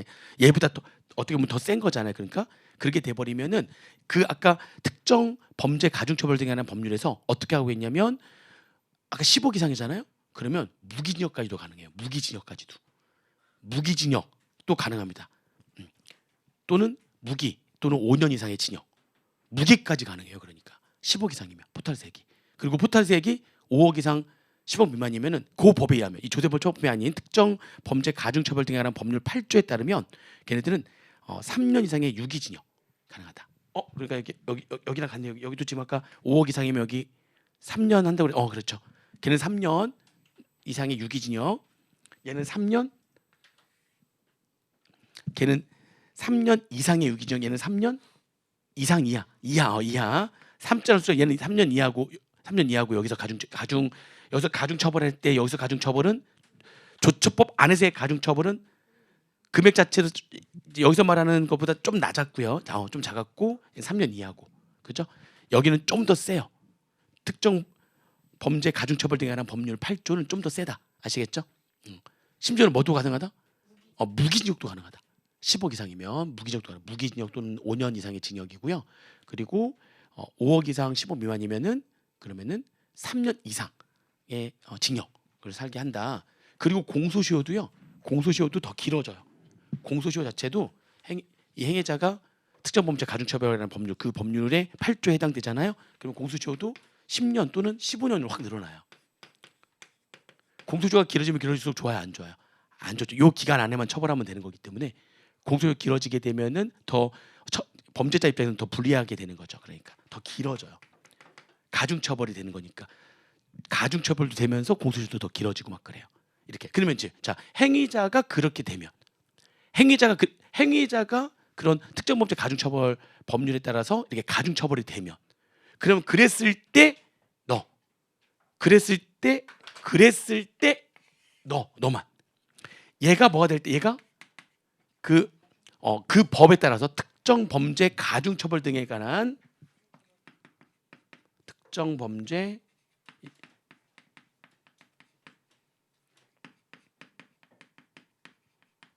가중처벌 등에 관한 법률 가중처벌법이라고 할게요. 그냥 처벌법 8조 얘가 적용돼 버리잖아. 행위자가 이게 적용됐을 때에 누구요? 그때 그 행위자의 법인은 이 법인에 대한 공소시효는 자 얘네들은 공소시효가 어떻게 돼 버린다고요? 10년 15년으로 공소시효도 늘어나거든요. 그때에 이 법인에 대한 공소시효는 몇 년으로 한다? 10년. 원래 양벌 규정에 의해 가지고 모든 조세범 처벌법에 의한 15조 마지막에 몇 조 빼고요. 15조, 16조를 뺀 나머지는 누가 처벌받든지 간에 공소시효가 몇 년인 게 원칙인데요. 7년. 그리고 15조, 16조는 조처법에서 언급을 하고 있지 않다. 그럼 형법 규정에 따라서 일반적인 공소시효는 몇 년을 적용한다? 걔는 5년을 적용한다. 그리고 얘네들이 특정 범죄 가중처벌법 8조가 적용이 되는 정말 조세 포탈을 정말 심하게 한 애들 그렇게 해가지고 가중처벌되는 이 법에 따라서 가중처벌이 돼버리면은 처벌도 가중되고 공소시효도 얘네들이 행위자가 늘어나거든요. 이 법에 따라서 공소시효가 늘어나. 이건 조처법의 내용이 아니라 이거에 따라서 공소시효도 늘어나고 처벌 내용도 더 세지고 막 그래요. 그랬을 때에 그랬을 때에 양벌 규정이 적용되는 그 법인의 공소시효는 몇 년으로 한다? 10년으로 한다. 그 얘기예요. 아시겠죠? 그래서 그냥 무조건 법인이 무조건 10년이 되는 게 아니라 얘가 요거 8조가 적용되는 행위자에 대해서 양벌 규정이 적용되는 누구만 법인만. 그러면 얘 직원이 요거에 의해 가지고 양벌 규정이 그러니까 요거에 의해 가지고 요거 적용되는 직원이 있는 개인 사업자일 수도 있잖아요. 근데 그 개인 사업자는 10년이 아니라 그대로 몇 년이고요. 걔는 7년이고요. 누구만 10년이 되는 거예요? 얘가 요 법에 따라서 가중처벌이 되는 그리고 공소시효도 늘어나는 그런 행위자에 대한 양벌 규정이 적용되는 누구만. 법인은 조처법에서 또 몇 년을 하겠다? 10년. 얘네들은 이 법에서 몇 년으로 되고 10년, 15년 이렇게 돼 있고. 이해되시죠? 근데 이제 요거는 그렇죠. 요거는 조처법의 내용이 아니죠. 얘는 조처법의 내용이 아니고 요게 조처법 내용이고 요게 조처법 내용이고 요거는 조처법의 내용이 아니라 여기에 대한 내용이고. 그러다 보니까 문제는 얘하고 얘가 나오는 거죠. 얘는 조처법 내용은 아니니까. 이거는 여기 내용이니까. 근데 이 10년은 또 조처법 내용인 거예요. 무슨 말인지 이해되시죠? 그러니까 얘하고 얘는 문제가 나오는 거죠. 그러니까 이해되세요? 문제가 나온다. 그래서 좀 이해를 좀 하실 필요가 있다. 그래서 지금 1번과 얘기하면서 공소시효까지 같이 지금 얘기하면 1번, 4번을 같이 본 거고요. 그 다음에 3번 고발은 이제 조세범 처벌법에 따른 범칙 행위에 대해서 국세청장이나 지방세청장이나 세무서장의 고발이 없으면 검사는 공소를 제기할 수 없다. 그러니까 이 공소를 제기한다는 게 법원에서 재판을 청구해 가지고 소송을 일으키는 거 이제 공소 제기한다 이렇게 표현하는데 공소 제기는 누가 하는 거냐면 무조건 검사가 할 수 있어요. 그러니까 국세청장이나 지방세청장이나 세무서장이 공소를 제기할 수 없고요. 그들은 검사한테 뭐 하는 거죠? 검사한테 고발하는 거고요. 그러면 검사들은 고발을 받은 다음에 검사가 법원에다가 공소를 제기하는 거예요. 아직 순서가 그렇게 되는 겁니다. 국세청장이 공소를 제기할 수 없어요. 그러면 이게 예전에 이게 조세범처벌법도 한번 살짝 바뀐 건데 예전에는 금액이 어느 일정 금액을 해가지고 요 금액 넘어가면 고발을 해야지만 검사가 공소를 제기할 수 있다 이렇게 돼 있고 금액이 좀 작으면 고발 없어도 공소를 제기할 수 있다 이런 식으로 돼 있었다가 그게 싹 바뀌면서 무조건 공소는 뭐가 있어야지만 공소를 제기한다고요? 고발이 있어야지만 금액 제한 같은 게 이게 없어졌어요. 예전에는 있었다니까요. 예전에 있었는데 금액 제한 자체가 아예 없어져 버려가지고 무조건 공소는 뭐가 있어야지만 공소를 제기한다. 고발이 있어야지만 검사가 공소를 제기하는 겁니다. 아시겠죠? 무조건이에요. 금액 제한 없습니다. 고발 없으면 공소를 제기할 수 없는 거예요. 아시겠죠? 그래서 무조건 고발이 있어야지만 공소를 제기한다. 고발은 누가 한다? 고발은 과세관청이 하는 거고 고발은 과세관청이 하는 거고 공소를 제기하는 거는 검사가 하는 거다. 아시겠죠? 그래서 그것도 이제 금액 제한이 없다. 이렇게 생각하시면 되고요. 그다음에 2번에 이제 형법 적용의 일부 배제 여기 나와 있는데 형법에 벌금 경합 거기 색깔 칠해져 2번에 하나 둘 셋 네 번째 줄을 보면 벌금 경합에 관한 제한 가중 규정이 여기 있죠. 그게 이제 형법 내용이거든요. 그것도 좀 잠깐 설명 좀 드려볼게요. 형법에 벌금 경합에 관한 벌금 제한 가중 규정이라는 게 있어요. 그러니까 이게 그 벌금만 해당되는 거거든요. 벌금 경합에 관한 제한 가중 규정.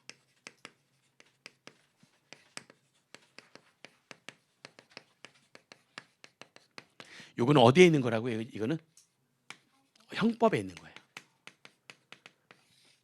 형법에 있는 겁니다. 예를 한번 좀 들어볼 텐데 아까 그 세금계산서 관련해 가지고 두 가지 중에서 좀 더 잘못하는 거 뭐죠? 거래도 없이 세금서 발급하는 거. 가공의 세금계산서 발급하게 되면 좀 더 세게 처벌되잖아요. 그게 10조의 두 번째 거잖아요. 10조의 두 번째 거. 병과도 되고 처벌 내용도 좀 더 세요. 그렇죠? 더 셉니다. 근데 거기에 보니까 어떻게 되냐면 거래도 없이 세금서 발급을 하게 되면 3년 이하의 징역 그리고 공급가액의 10%니까 결국 매출세액이죠. 매출세액의 3배. 매출세액이 세액의 3배인 거죠. 그러니까 그게 병과가 또 가능한 거고. 그러면 벌금만 얘기하는 거니까 벌금만 가지고 한번 얘기해 볼게요. 그럼 내가 지금 세금계산서에 관련된 죄는요. 세금계산서 하나당 죄 하나예요. 하나. 그러면 내가 지금 거래도 없이 1억짜리 세금계산서 발급을 한 거예요. 거래도 하지 않고 가공의 세금계산서 지금 가공의 세금계산서 1억짜리. 자 그럼 세액은 얼마가 되는 거고요? 1,000만 원. 그러면은 최대 몇 배까지 가는 거니까 3배. 그럼 최대 3배까지 가는 거니까 내가 지금 1억 가공의 세금계산서 1억짜리 발급을 했다면 그러면은 지금 벌금은 이거의 10%에 3배 하는 거니까 얼마 되는 거죠? 3,000만 원이 벌금이 되는 거죠. 그렇죠? 근데 형법에 벌금 경합에 관한 제한 가중 규정이라는 게 있어가지고 이게 뭐냐면 이게 한 사람이 두 가지 잘못을 동시에 한 거야. 두 가지 잘못을 동시에 한 거예요. 그럼 이것도 처벌하고 이것도 처벌해야 되는 거잖아요. 그럼 둘 중에 얘하고 얘 중에 좀 작은 게 있고 센 게 있을 거 아니에요. 그럼 이것도 벌금이고 이것도 두 가지 잘못을 했어. 두 가지가 둘 다 벌금형이 지금 처해져야 되는데 두 가지 잘못을 했는데 얘보다 얘가 더 센 거야 지금 벌금이. 그러면 원래 얘하고 그냥 합해야 되는데 이것도 잘못이고 이것도 잘못했으니까 합해가지고 너는 벌금 얼마 해야 된다 이렇게 해야 되는 건데 형법에서 야 동시에 두 가지 잘못을 했다면 그러면 센 거에 2분의 1을 더한 금액을 넘지 않게 해야 한다라는 규정이 있어요. 그게 벌금 경합에 관한 제한 가중 규정이에요. 동시에 두 가지 잘못을 했을 때에 그러면 센 거 있죠. 그 센 거에 2분의 1을 넘지 않게 벌금을 과하겠다. 벌금 처벌하겠다라고 하는 게 벌금 경합에 관한 제한 가중 규정이에요. 그러니까 얘가 가공의 세금계산서를 세금계산 하나당 하나의 잘못이거든요. 1억짜리를 발급하는 게 아니라 그럼 둘로 나눠버리는 거야. 하나는 4천만 원짜리 그러니까 이거를 두 개로 가공의 세금계산서를 똑같은 잘못을 했는데 4천만 원짜리와 6천만 원짜리로 이렇게 하는 거예요. 그러면 이거를 각각 만약에 벌금을 처한다면 그렇죠? 그러면은 각각 최대 이거의 10% 400만 원에 3배 하는 거니까 이건 얼마 되는 거고 1,200. 그죠? 이거는 600만 원에 10% 600만 원에 3배 하는 거니까 그렇죠. 그러니까 결국에는 그냥 합하면 한꺼번에 1억에 대해서 잘못해가지고 처벌하는 거랑 같아져야 되는 거잖아요. 근데 이 형법의 이 규정에 따르면 동시에 지금 1억짜리 한꺼번에 하지 않고 둘 나눠가지고 해버리면 그러면 이렇게 벌금이 1200, 1800으로 되는 게 아니라 이 규정 때문에 센 거에 얼마를 넘지 않는다고 두 개를 합한 거는 뭐를 넘지 않는다? 센 거에 2분의 1을 가산한 거. 그러니까 이거에 1.5를 한 걸 넘지 않게 하겠다. 그럼 1800에 1.5 하니까 얼마 되는 거죠? 2700이 돼버리는 거예요. 합하면 얼마를 지금 벌금형으로 지금 쳐야 되는데요. 지금 3천만 원을 벌금형에 쳐야 되는데 근데 이 규정 때문에 2,700만 원밖에 지금 못하게 되는 거죠. 무슨 법에 따르면? 형법에 따르면. 이게 형법에 뭐라고요? 벌금 경험에 관한 제한 가중 규정이라는 거예요. 그러면 지금 이렇게 해버리면은 얘 잔머리 쓰면은 벌금 좀 적게 낼 수도 있겠다 이렇게 그죠? 그래서 안 돼. 너 좀 심하게 잘못하는 것들은 심하게 잘못하는 거 지금 3조부터 16조까지 3조부터 16조까지 중에서 심하게 잘못하는 것들은 형법의 이 규정 적용하지 않을 거야. 이거를 뭐 하겠다? 적용하지 않겠다는 거는 이렇게 하겠다는 거예요. 이렇게 하더라도 이렇게 하겠다는 거예요. 그러니까 요거를 적용하지 않는 거니까 제한을 두지 않겠다는 거니까 네가 이렇게 나누더라도 그냥 합한 걸로 해버릴 거야. 벌금 얼마로 할 거야. 그러니까 이렇게 하든 똑같이 얼마로 할 거야. 3천만 원 할 거야. 이런 얘기죠. 요 규정을 적용하지 않겠다는 거니까 이해되세요? 그러니까 이거는 좀 센 거. 이거를 적용하지 않겠다라고 하는 거를 조처법에서 지금 만들어 놓은 건데 조처법에 있는 모든 범죄 행위에 대해서 이 벌금 경험에 관한 제한 가중 규정을 적용하지 않는 게 아니라 그죠? 딱 열거 해놨어요. 몇 개만. 그것도 나오겠다. 그러니까 그죠? 좀 센 거. 그게 정확히 하면 3조부터 6조까지와 10조, 12조, 13조, 12, 13, 14조예요. 조처법에서 3조부터 몇 조까지요? 6조까지와 그다음에 10조와 12조부터 14조까지예요. 근데 그래서 그 교재에 그 4조가 있고 4조에 2가 있거든요. 근데 4조에 2도 들어가는 거예요.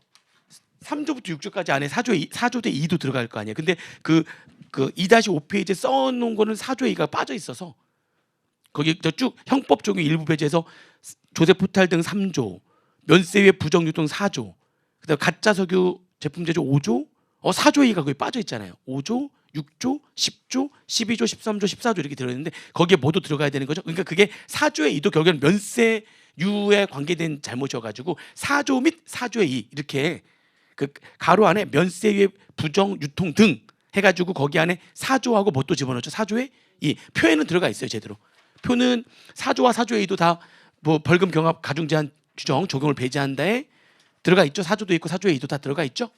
이렇게, 법에서 이렇게 돼 있거든요. 3조에서 6조까지와 10조와 12조, 14조 이것도 암기를 해야 되는 거예요. 얘네들은 그러면 이게 적용되지 않고요. 얘가 아닌 나머지는 이게 적용이 된다는 겁니다. 얘네들만 적용이 안 되는 거예요. 그러니까 나머지는 이게 적용이 된다는 거예요. 응? 아시겠죠? 적용이 된다.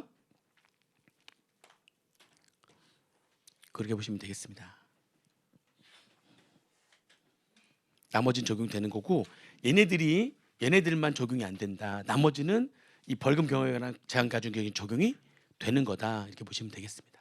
그래서 조처법에서 딱 요거 그래서 이거 암기를 그 적용 배제되는 거 벌금 경험에 관한 제한 가중 규정 적용이 배제가 되는 거 암기를 하셔야 돼요. 시험 문제 나온다 안 나온다? 나온다. 요거 나오고 그 표에서 또 뭐도 나오고 아까 징역과 벌금을 정상에 따라서 병가할 수 있는 것들 나온다. 지금 막 나오는 것들만 계속 얘기하는 거예요. 또 거기 아까 사기나 기타 부정한 행위라고 하는 거에 그걸 실제 골라내는 문제들이 막 나오거든요.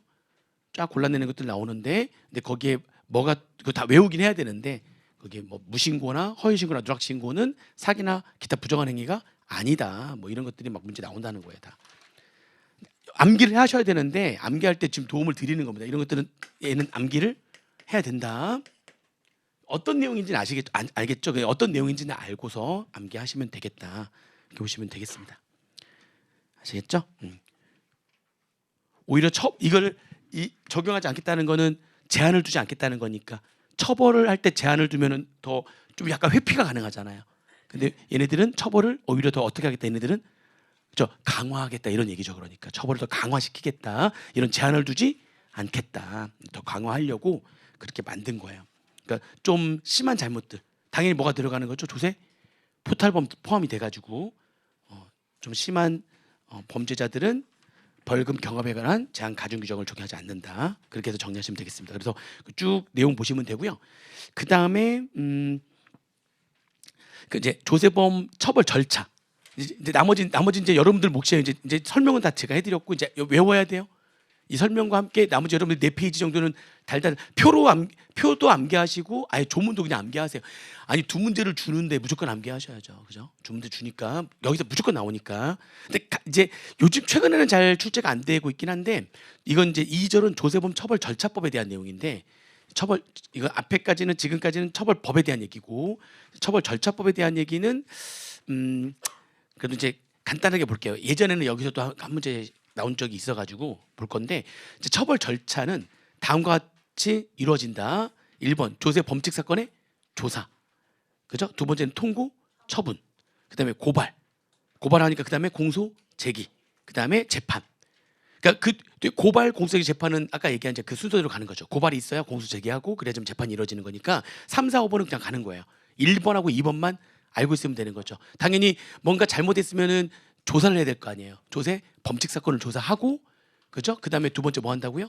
뭔가 처분하는 거야. 그 통고 처분이 뭔지 좀 이따 알려드릴 거고요. 통고 처분하고, 그다음에 고발하고, 그죠? 공소 제기하고 재판의 순서로 이루어진다. 이렇게. 그래서 고발까지가 조세범 처벌 절차법에 대한 내용이고, 공소 제기하고 재판은 형사소송법에 대한 내용이고. 자, 그다음에 그러면 조세 범칙 사건을 조사하는 건 어디서 하는 거냐? 조세 범칙 조사위원회 에서 하는 건데요. 조세범칙조사위원회는 어디에 두고 있다고요? 세무서가 아니라 지방구세청에 두고 있습니다. 그래서 위원장은 당연히 누구예요? 지방구세청장이 위원장이 됩니다. 조세범칙사건을 조사하기 위해서는 그 조세범칙조사심의위원회를 둬야 되는데 그 위원회는 어디에 둔다? 지방구세청에 둔다. 그래서 위원장은 당연히 누구다? 지방구세청장이 위원장이다. 그 정도만 보시면 되고요. 그렇죠? 거기에서는 그런 조세범칙 사건들을 조사한다 뭐 이런 얘기예요. 그러니까 조사에서 심의한다. 얘기했죠. 심의와 의결에 대한 차이에 대해서도 얘기했었죠. 여기서는 심도 있게 토의하는 거예요. 그러니까 그래서 심도 있게 토의하는 거다. 여기서는 그래서 거기 내용을 잠깐 보시면 조세 범칙 사건의 조사를 이제 하는데 조세 범칙 사건 조사의 이제 세 번째 칸에 조세 범칙 행위에 혐의가 있는 사건에 대해서 범칙 행위에 관한 증빙을 확보하여 범칙 사실의 유무 및 범칙 행위자를 확정하는 절차를 말하는데 이러한 조사 종료 후에 심증을 얻지 못한 거야. 심증을 얻지 못하면은 그러면은 무혐의 처리하죠. 혹시 압수했다면 압수한 물건들도 다 해제를 하고 돌려줘야 됩니다. 아시겠죠? 당연하죠. 조사를 했는데도 심증을 얻지 못했다면 무혐의 처리하는 거고 무혐의 처리하는 것도 조세 범칙 사건 조사의 처분 내용 중에 하나인 거예요. 조세 범칙 사건을 조사하게 되면 셋 중에 하나의 처분하는 거예요. 조세 범칙 사건 조사 후에 처분이 셋 중에 하나가 되는 거예요.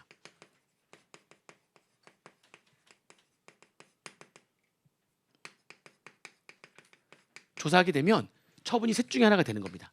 첫 번째 심증을 얻지 못했다면 무혐의 처리하는 거죠. 그다음에 두 번째는 했는데 확증을 얻은 거지. 이거는 확실한 증거를 얻었다는 얘기죠. 그죠? 확정을 얻을 때는 무슨 처분한다고요? 통고 처분한다. 그러면 통고 처분이라고 하는 거는 이제 어떤 내용이냐 해가지고요. 통고 처분이라고 하는 거는 그러니까 쉽게 얘기하면은 그냥 종이에다가 과태료 처분하는 것처럼 이렇게 딱 내가 주차 위반해가지고 잠깐 화장이 너무 급해 막 하다가 이거 도저히 안 되겠어요. 그래가지고 안 되겠다 해가지고 안 되는 거 알면서도 지금 더 난리 날 수가 있잖아요. 그 벌금 걸리면 벌금인데 안 걸릴 수도 있는 거니까. 그래서 일단 갓길에 대고 막 어떻게 막 계속 일 보고 타는데 아니나 다를까 그냥 내 차 앞에 뭐가 붙어 있어요? 딱지 딱 붙어요. 이게 이제 통고 처분이에요. 이게 통고 처분입니다. 그러면 내가 통고 처분 딱 되면 이것도 나한테 처분이 내려진 거예요. 그러니까 내가 지금 잘못한 거 맞아요, 안 맞아요? 맞죠. 지금 도로교통법 위반했단 말이에요. 응? 근데 사실은 잘못하면 어떻게 되죠? 원래 잘못했을 때 내가 범죄자야. 내가 범죄자야. 내가 통고처분이라고 하는 거는 그러니까 이런 거죠. 원래 내가 범죄자라면 그러면은 내가 화장실 갔다 딱 왔더니 갑자기 경찰들이 다 나한테 이렇게 뭐가 막 레이저로 막 이렇게 막 다 있는 거야. 화장실 갔다 왔더니 내가 범죄자니까 그러면서 손 들어 움직이면 쏜다 막 그러고 그다음에 손을 머리 위로 올리라고 하고 막 하더니 수갑 채우고 하더니 당신은 뭐 무기권을 행사할 수 있으면 뭐 미란다 뭐 그런 막 나한테 막 읊고 막 그러면서 변호사를 선임할 수 있어 막 이러는 거야. 나 화장실로 갔다 왔. 그리고 내가 뭐 잘못하긴 알아. 나도 지금 내가 죄를 저지른 건 맞지만 그 정도예요? 그건 아니잖아. 막 그랬더니 막 나를 강압 수사 막 이렇게 하고 막 하는 거야. 이게 그렇게 처분을 하더라도 그렇게 원래 원칙대로 한다면 그렇게 하는 게 맞겠죠. 근데 맞겠지만 그런 좀 경미한 범죄 같은 경우에는 이게 통고 처분으로 처분하는 거죠. 그냥 딱지 딱 붙이고 가는 거죠, 그냥. 그죠? 딱지 딱 붙이고 가면 알아서 딱 거기 있는데 언제까지 내세요. 그럼 그때까지 내가 내면 되는 거잖아요. 그 내면은 일사부재의 원칙에 따라서 그 내면 더 이상 그 죄에 대해서 묻지 않아요. 그러면 내가 처벌 받은 거야 이거에 대해서. 내가 그거 하게 되면 일사부재의 원칙에 따라서 더 이상 난 처벌하지 이제 않는다. 죄를 다시 붙지는 않아요. 그거에 대해 내가 통고 처분에 따라서 그걸 그대로 이행을 하면 그 얘기도 뒤에 나와요. 근데 내가 통고 처분을 했는데 뭐야? 나는 잘못했다는 생각이 안 드는 거야. 예를 들면 나 여기 주차 제대로 여기 주차하는 데 아니야 여기? 여기 주차 나는 도로교통법을 위반했다고 생각이 안 드는 거죠. 여기 원래 주차해야 되는 데 아니야? 주차 원래 구역 아니야? 그럼 쟤도 나 주차했는데 내가 왜 딱지를 붙여? 아니 그러니까 잘못할 수도 있는 거잖아요. 그 경찰들도 볼 때 잘못할 수도 있는 거잖아요. 잘못 판단해가지고 그렇게 할 수도 있고. 그래서 나는 그러면은 통고 처분을 내가 이행하지 않아야 돼요. 통고 처분 이행하지 않습니다. 그러면은 걔네들이 이제 통고 처분 이행하지 않으면 그럼 이제 그 다음에 고발이 들어가는 거예요. 그러니까 아까 통고 처분에 의해 가지고 내가 그거를 이행을 하면 그러면 끝나는 거고요. 통고 처분했는데 내가 그걸 이행하지 않으면 그러면 이제 과세관청에서 뭐 하는 거죠? 나를 고발하는 거예요, 이제. 그러니까 나는 이거는 시시비비 따져야 된다. 난 못 내. 난 잘못한 거 없어라고 판단한다면 그걸 내가 내면 안 되는 거죠. 통고 처분에 의한 금액을 내가 내면 안 되는 거예요. 그러면 이제 고발이 이루어질 거고요. 그러면 이제 거기 가서 그럼 나도 나름대로 이제 나도 증거 다 가지고 가가지고 거기서 이제 붙어야죠. 무슨 말인지 이해되시죠? 그런 겁니다. 통고 처분 이것도 일종의 처분인데 근데 그렇게 정식 절차를 갖춘 처분은 아니다. 약식 처분이라고 생각하시면 되겠습니다. 아시겠죠? 그 다음에 이제 다만 이런 말이에요. 다만 범칙자의 거소가 분명하지 않거나 징역형으로 처할것으로 사유되는 경우거나 뒤에 나와요. 뒤에 몇 가지가 나오는데 그게 범칙자의 거소가 분명하지 않거나 또는 이거는 벌금이 문제가 아니야. 이건 뭐에 처해야 되는 사항이야? 징역형에 처해야 되는 사항이야. 이거는 지금 통고처분을 돈 내라는 건데 이건 벌금으로 끝낼 문제가 아니야. 징역형이 처해질 것 같아. 아니면 범칙자의 거소가 분명하지 않아. 그거 말고도 몇 개 더 있거든요 뒤에. 그러면은 즉시 뭐 한다고요? 고발합니다. 뭐 없이 통고 처분 없이 즉시 고발 들어갑니다. 이것도 법적 조사 후에 처분 중에 하나인 거예요. 셋 중에 하나가 되는 거예요. 셋 중에. 근데 일반적으로 뭐가 되겠어요? 일반적으로는 통고 처분이 됩니다. 범칙 조사가 들어갔는데 무혐의 처리되는 경우도 가끔 있겠지만 극히 드물고요. 극히 드문 경우고 그리고 이 고발까지 들어가는 경우도 또 극히 드물고 거의 대부분 무슨 처분한다? 통고 처분하는데 아무튼 셋 중에 하나로 이렇게 처리가 되는 거죠. 그리고 보시면 되고요. 조사 결과. 그리고 뭐 이제 거기 밑에 보시면은 이제 신문 압수수색 뭐 이렇게 나오는데 신문 압수수색이 이렇게 나오는데 압수수색을 하려면 당연히 그 동그라미 2번에 두 번째 줄 관할 지방 법원 판사가 발부한 압수수색 영장이 있어야지만 된다. 그러나 다음에 어느 하나에 해당하는 경우에는 조세 범칙 행위의 혐의자 및 그의 대리인 등 대통령으로 정하는 자에게 그 사유를 알리고 뭐 없이 영장 없이 압수수색할 수도 있다. 원래는 영장이 있어야 되는데 영장 없이 압수수색할 수 있는 경우가 있다는 거죠. 대신에 알리긴 해야 돼요. 알리긴 해야 되는데 그 혐의자 및 그 또는 그 대리인한테 알리긴 해야 됩니다. 알리고 영장 없이 압수수색할 수가 있는데 그게 뭐냐면 조세 범칙 행위가 진행 중인 거예요. 지금 범칙 행위를 지금 하고 있는 중인 거예요. 그러면 영장 없이 바로 압수수색 할 수 있다는 거죠. 그죠? 그 다음에 니은이 좀 중요한데 일단 몇 년 이상의 형에 해당하는 범칙 행위죠. 3년 이상의 형에 해당하는 범칙 행위 혐의자가 도주를 하거나 증거 인멸의 우려가 있어서 압수수색 영장을 발부할 시간적 여유가 없을 때. 그러니까 이게 앞에 중요한 거는 그냥 혐의자가 도주하거나 증거 인멸의 우려가 있다 해서 무조건 영장 없이 압수수색할 수 있는 건 아니고요. 그 앞에 그게 어떤 형에 해당되는 범칙 행위여야지만 된다고요? 그렇죠. 그게 3년 이상의 형에 해당되는 범칙 행위여야지만 돼요. 그러면서 엔드 도주의 우려가 있거나 증거 인멸의 우려가 있어가지고 시간이 부족하다, 촉박하다라고 판단될 때는 영장 없이 압수수색할 수가 있는 겁니다. 그 앞에 있는 그 문구 있죠? 그 문구가 3년 전에 들어온 거예요. 그 전에는 그 문구가 없었어요. 3년 이상형에 해당되는 범칙행위 이런 말이 없었어요. 그냥 도주의 우려가 있거나 증거 인멸의 우려가 있어가지고 압수수색 영장 발부할 시간적 여유가 없을 때 그때는 그냥 영장 없이도 할 수 있다 뭐 이렇게 했는데 그 앞에 그 말이 들어간 거예요. 좀 더 구체화된 거죠. 좀 센 거여야지만 그게 된다. 센 거여야지만 영장 없이 가는 거다. 그러니까 아무리 도주의 우려가 있다 할지라도 센 거여야지만 된다. 최소 몇 년 이상은 돼야 된다. 3년 이상의 형에 달하는 범칙행위 자여야지만 된다. 아시겠죠? 그래도 그것 좀 아셔야 되고요. 그 다음에 이제 그렇게 영장 없이 압수수색을 했을 때는 몇 시간 내에 그래도 나중에라도 사후에 이제 받아야 되는 거죠. 영장 48시간 내에 영장 청구를 해야 되고요. 그리고 근데 영장을 발부 못 받았어. 그러면 압수한 물건 바로 즉시 돌려줘야 되고요. 그 다음에 이제 통고처분 나오잖아요. 조세 범칙행위의 확증을 얻었을 때 그 이유를 명시해서 벌금 상당액, 몰수 또는 몰주에 해당되는 물품, 추징금에 해당되는 금액의 납부를 통고하는 행위를 말한다. 그러니까 아까 그 과태료 처분처럼 이렇게 딱딱지 붙이는 걸 말하는 거예요.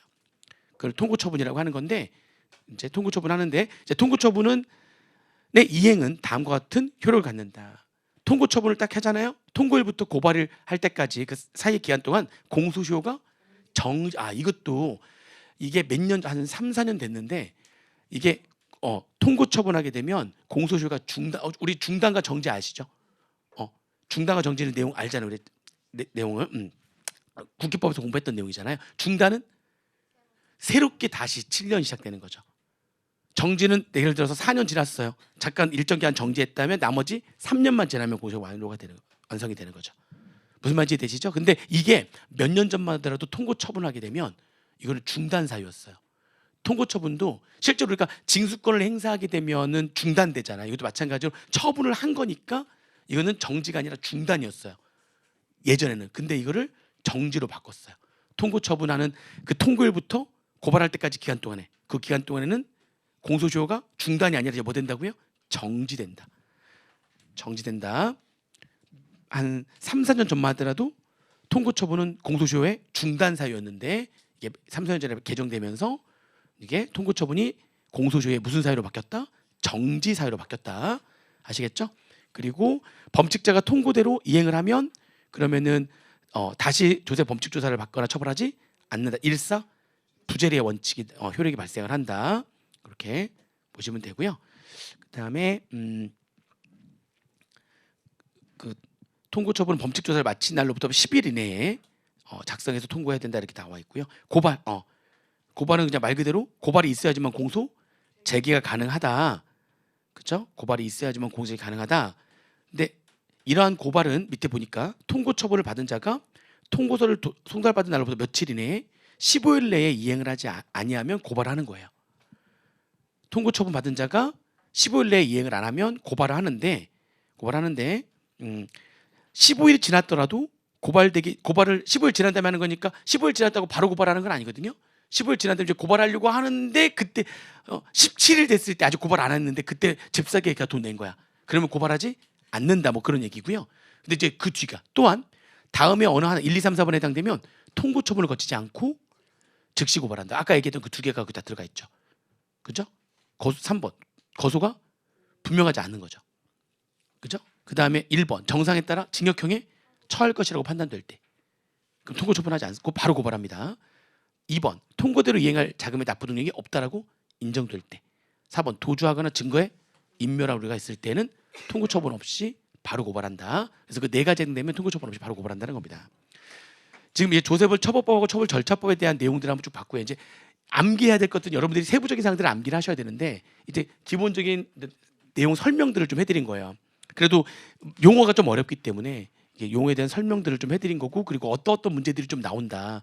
그리고 세부적으로 처벌의 내용들을 암기하셔야 돼요. 그러니까 아까 그 세부 내용 보면은 징역 몇 년을 한도로 몇 년 이내, 뭐 벌금도 얼마 이하 또는 몇 배 이하 뭐 이런 식으로 돼 있는 처벌의 내용 또 다 암기하셔야 되고, 그렇죠?